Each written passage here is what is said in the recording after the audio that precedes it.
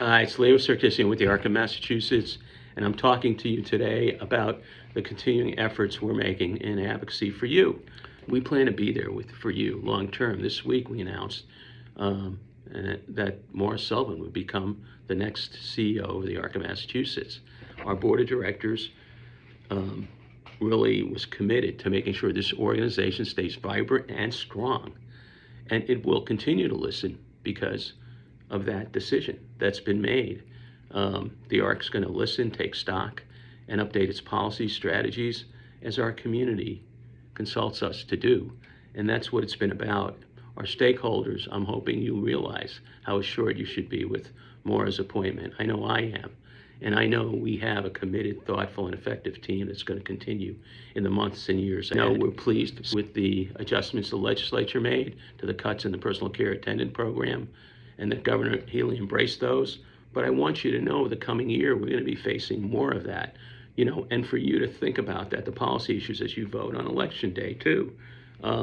What are those key things that made it happen? How did IDEA get passed, which is the Education Act federally? How did home and community-based services become part of Medicaid and long-term services? Why did Medicaid move from institutions to community and homes?